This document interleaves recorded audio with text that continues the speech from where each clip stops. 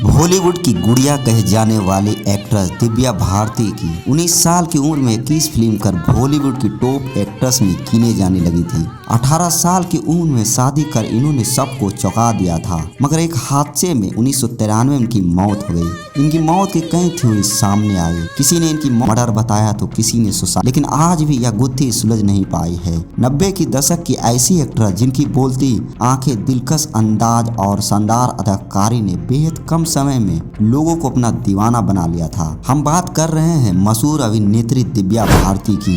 दिव्या ने बहुत कम समय में शोहरत की उन बुलंदियों को छू लिया जिसकी चाहत फिल्म इंडस्ट्री की हर अदाकारी रखती है। कई सुपरहिट फिल्म देकर बॉलीवुड की नंबर 1 हीरोइन। हालांकि महज 19 साल की उम्र में इन्होंने इस दुनिया को अलविदा कह दिया। आखिर क्या हुआ था 5 अप्रैल की रात? कैसे हुई थी दिव्या की मौत? आज दिव्या की इनकी जिंदगी की मौत से जुड़े हर कहानी को जानेंगे, तो वीडियो को अंत तक बने रहिएगा। दिव्या का जन्म 25 फरवरी 1974 के दिन मुंबई में हुआ था। इनके पिता ओम प्रकाश भारतीय बीमा कंपनी में काम करते थे और मां हाउस वाइफ थी।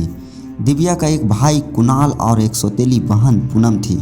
इनके पिता की पहली पत्नी से जन्मी थी। दिव्या बचपन से ही इतनी चुलबुली थी कि सभी बच्चों से अलग नजर आती थी। एकदम चुलबुली लड़की थी, हंसी मजाक में सारी जिंदगी गुजारती।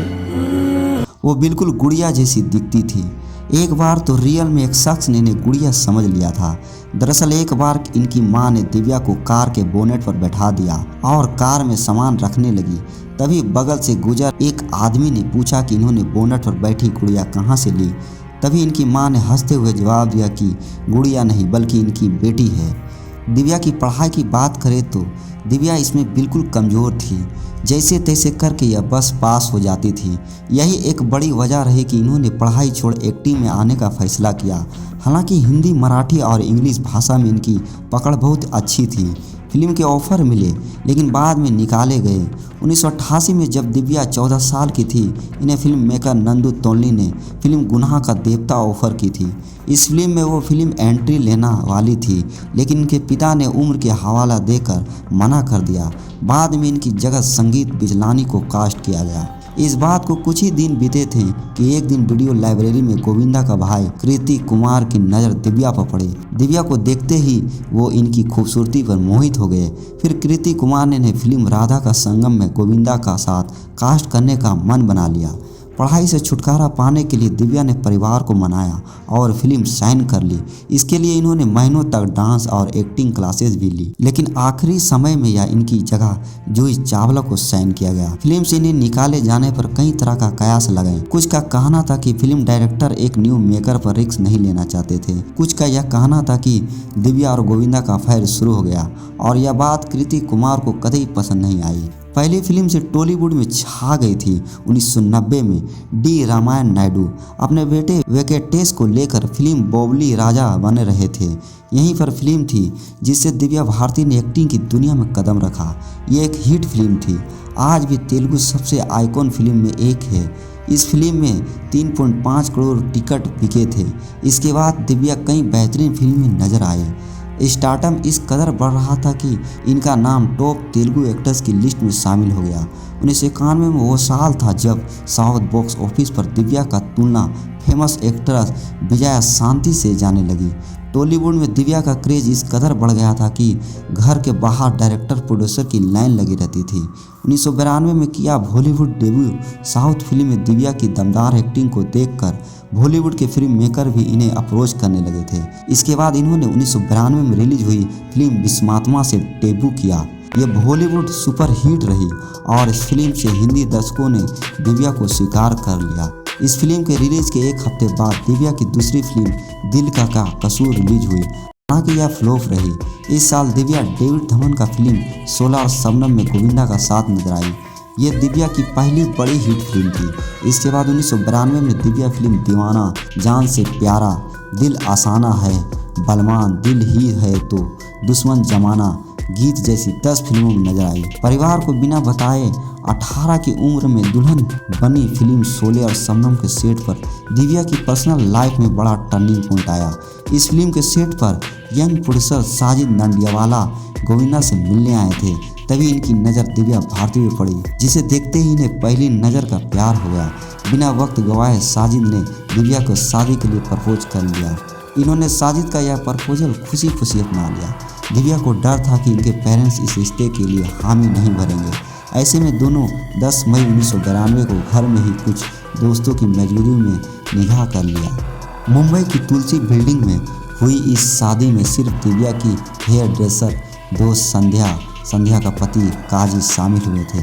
साजिद से शादी करने से पहले दिव्या ने इस्लाम कबूल कर अपना नाम सना रख लिया। 1993 आने तक 21 फिल्म कर दिव्या बॉलीवुड की टॉप एक्ट्रेस में गिनी जाने लगी थी, लेकिन किस्मत को कुछ और ही मंजूर था। 5 अप्रैल 1993 को दिव्या ने इस दुनिया को अलविदा कह दिया। 5 अप्रैल 1993 को दिव्या हैदराबाद से मुंबई दोपहर बाद लौटी थी। इसी दिन इन्होंने फ्लैट की डील को फाइनल किया। इस डील से वह बेहद खुश थी, क्योंकि उस समय पॉसो के तुलसी अपार्टमेंट में 5वें फ्लोर पर किराए के फ्लैट पर रहती थी, जिससे इनके पति साजिद ननीवाला ने इन्हें दिलाया था। घर के डील हो जाने की वजह से बेहद खुशी थी, इसीलिए इन्होंने अगले ही दिन शूटिंग को टाल दिया। तभी शाम को अचानक इनके पास फैशन डिजाइनर नीता लुल्ला का कॉल आया कि वो फिल्म आंदोलन के ड्रेस को फाइनल करने के लिए इनसे मिलना चाहती है। दिव्या और नीता बहुत ही अच्छी दोस्त थी और इन्होंने कई सारी फिल्म दिव्या के ड्रेस को डिजाइन किया था। शाम को नीता अपने पति श्याम लुल्ला के साथ दिव्या के घर आई। इसके बाद दिव्या, नीता और उनके पति श्याम ड्राइंग रूम में बैठ के ड्रेस को फाइनल करने लगे। वहीं किचन में नौकरानी अमृता, जो दिव्या को बचपन से ही जानती थी, वो मेहमानों के लिए खाने का इंतजाम कर रही थी। इधर ड्राइंग रूम में बैठे तीनों शराब पी रहे थे। देखते ही देखते रात के 11 बज गए। तभी दिव्या उठकर किचन में गई और वहां पर 12 इंच की खिड़की पर बैठने की कोशिश करने लगी। दिव्या नशे की हालात में थे, अपनी बालकनी में बैठी थी, यहाँ ग्रिल नहीं थी। रिपोर्ट्स के माने तो उठने की कोशिश करते वक्त इनका पैर फिसला और 5वीं मंजिला से सीधे नीचे गिर गई। वो जैसे ही गिरी, उनकी नौकरानी तेज चिल्लाने लगी। तभी ड्राइंग रूम से बैठे नीता और श्याम भी भागकर नीचे गए। इसके बाद दिव्या को पास के कूपर हॉस्पिटल में ले गया। अस्पताल में ले जाते वक्त वो जिंदा थी, लेकिन वहां पहुंचने पर इनकी मृत्यु घोषित कर दिया गया। एक्ट्रेस की मौत के किसी हादसे माने तो कुछ ने साजिद करार दिया। इनके जाने के बाद एक्ट्रेस के पति साजिद ननीवाला पर आरोप लगे, लेकिन सच तो यह ही नहीं, किसी को नहीं पता दिव्या की मौत आखिर कैसे हुई। इनके अचानक निधन से पूरी बॉलीवुड सदमे में आ गया था। गौर करने वाली बात यह भी है कि उस खिड़की पर ग्रिल नहीं लगा। खिड़की के नीचे पार्किंग लॉन था, जहां पर रोज गाड़ियां खड़ी रहती थी, लेकिन उस दिन एक भी गाड़ी नहीं खड़ी थी। जब दिव्या की मौत, तब तो हाईएस्ट पेड एक्ट्रेसेस में से एक थी। उन्होंने बहुत ही ज़्यादा शराब पी ली, जिस वजह से यह खुद को संभाल नहीं पाई और खिड़की से गिर गई। 7 अप्रैल 1993 को दिव्या का अंतिम संस्कार मुंबई के विले पाले में हुआ था। डिप्रेशन में थी। वजह यह थी कि इनके पति साजिद का नाम अंडरवर्ल्ड से जुड़ा रहा था, जिस वजह से वो बहुत परेशान रहती थी। वहीं शादी के बाद सास के साथ इनके रिश्ते भी खास अच्छे नहीं थे और इस बात से इन्हें बहुत दुख होता था। यह भी कहा जा रहा है कि अगर इन्हें होता तो उसी दिन क्यों अपने घर का डील फाइनल करती। इनके भाई और नौकरानी ने बताया कि ये दिन सुबह से बहुत ज़्यादा खुश थी। वो साबू जिन्होंने पैदा किया।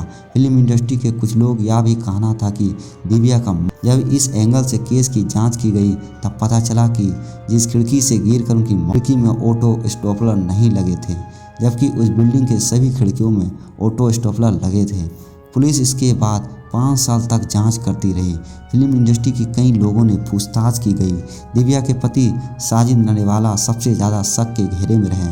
फिर 1998 में इस बात पर आधिकारिक पुष्टि की गई कि दिव्या का खुलासा किया कि दिव्या गुस्से में खुद को चोट पहुंचाती थी। भी इन्होंने सिगरेट को खुद जलाया था। मौत महीने पहले वो अमेरिका गई थी। वहाँ किसी बात से परेशान होकर इन्होंने खुद को सिगरेट के टुकड़ों से जलाया था। वो निशान उनकी वक्त भी थी। साथ ही फिल्म राधा का संगम के दौरान किसी बात से परेशान होकर इन्होंने अपनी कलाई काट ली थी। यह फिल्म दीवाना का सीन है। फिल्म में दिव्या ने शाहरुख खान के साथ काम किया। दिव्या को 1993 में फिल्म दीवाना के लिए फिल्म फेयर अवार्ड भी मिला था। दिव्या के निधन 1 महीना बाद नौकरानी की मौत। गौर करने वाली बात यह भी है कि जब दिव्या खिड़की से गिरी थी तो उस समय बस इनकी नौकरानी ने इन्हें देखा। वहीं इनके निधन के 1 महीना बाद ही नौकरानी भी हार्ट अटैक से मरने के बाद लोगों के सपनों में आती रही दिव्या की माँ। पिता बताया कि दिव्या अक्सर मेरे सपनों में आती थी। जिस दिन मुझे जल्दी जागना होता दिव्या सपने में आकर मुझे जगा देती। इन्होंने बताया कि साजिद की दूसरी पत्नी वर्धा ने भी कई बार दिव्या के सपने में आने की बात बताई। इनकी शादी के 6 साल बाद दिव्या ने अपने सपने में आना बंद कर दिया। वर्धा ने एक बार बताया कि इनकी और साजिद की मुलाकात दिव्या ही ने करवाई थी। साथ ही आज भी साजिद के वॉलेट में दिव्या की तस्वीर मौजूद है। दिव्या की मौत बाद अजीब घटना घटी। श्रीदेवी करने लगी थी इनके जैसी हरकत। फिल्म लाडला में पहली दिव्या लीड रोल में थी, लेकिन इनके बाद श्रीदेवी को फिल्म में कास्ट किया गया। एक दिन शूटिंग के दौरान हुई एक घटना से सेट पर मौजूद लोग डर गए थे। श्रीदेवी उसी जगह शूटिंग कर रही थी जहां दिव्या किया करती थी।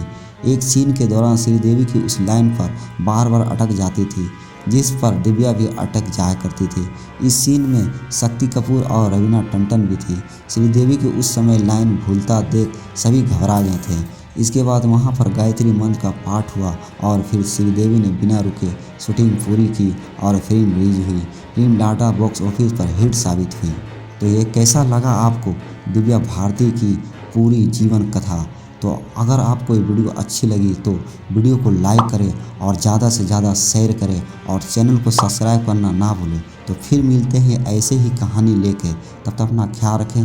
जय हिंद, जय भारत।